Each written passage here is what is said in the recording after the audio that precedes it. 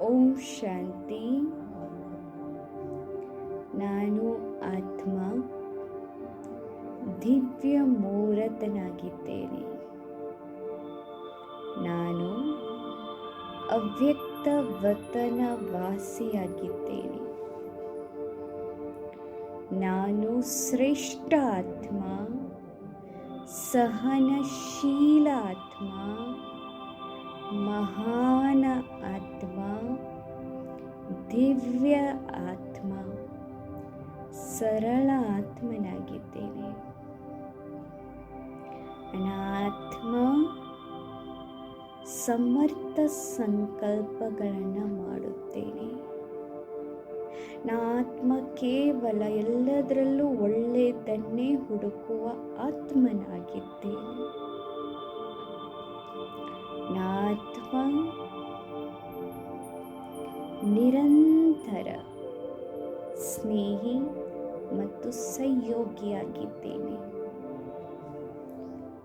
ನನ್ನ ಆತ್ಮನಿಂದ ಪ್ರತಿ ವಿಚಾರ, ಮಾತು, ಕರ್ಮ ಶ್ರೇಷ್ಠ ಮತ್ತು ದಿವ್ಯ ಮತ್ತು ಮಹಾನವಾಗಿದೆ.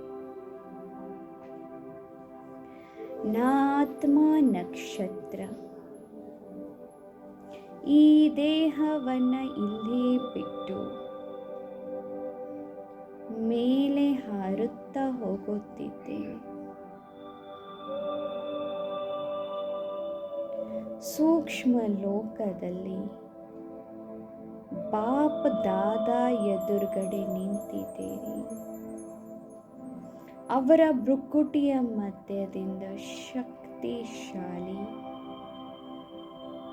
ಪವಿತ್ರ ತೇಜದ ಕಿರಣಗಳು ನನ್ನ ಆತ್ಮದ ಮೇಲೆ ಬೀಳ್ತಾ ಇದೆ. ಅವರ ದೃಷ್ಟಿಯಿಂದನೂ ಶಕ್ತಿಶಾಲಿ ಪವಿತ್ರ ವೈಬ್ರೇಷನ್ ನನ್ನ ಆತ್ಮದ ಮೇಲೆ ಬೀಳ್ತಾ ಇದೆ. ಬಾಪ್ ದಾದಾ ನನಗೆ ಸ್ಮೃತಿ ಒಳಗಡೆ ತಿಲಕ ಹಚ್ಚುತ್ತಿದ್ದಾರೆ. ಸಫಲತೆ ನಿನ್ನ ಜನ್ಮ ಸಿದ್ಧ ಅಧಿಕಾರವಿದೆ. ಬ್ರಹ್ಮ ಬಾಬಾ ಶಿವ ಬಾಬಾರವರ ಕೈ ಹಸ್ತದಿಂದ ನಾನು ವರದಾನ ಪಡೆದುಕೊಳ್ಳುತ್ತಿದ್ದೇನೆ. ನಿರಂತರ ಸಫಲತೆ ಭವ, ನಿರಂತರ ವಿಜಯೀ ಭವ, ಶಾಂತ ಭವ, ರಾಯಲ್ ಭವ, ಶ್ರೇಷ್ಠ ಭವ.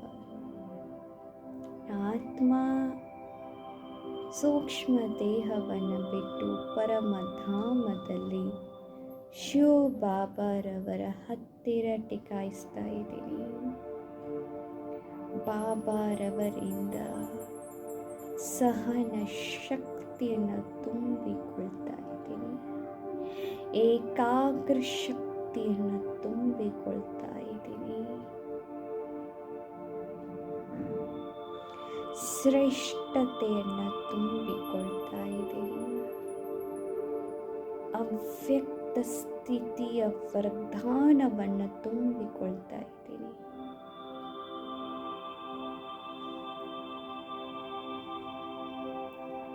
ನನ್ನ ಆತ್ಮ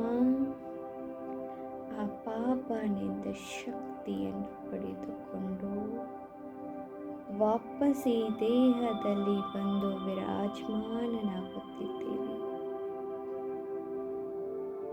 ನನ್ನ ಆತ್ಮನಿಂದ ಅನಂತ ಅನಂತ ಶಾಂತಿಯ, ಶಕ್ತಿಯ, ಪವಿತ್ರತೆ ಅಲೆಗಳು ದೂರ ದೂರದವರೆಗೂ ಹರಡ್ತಾ ಇದೆ.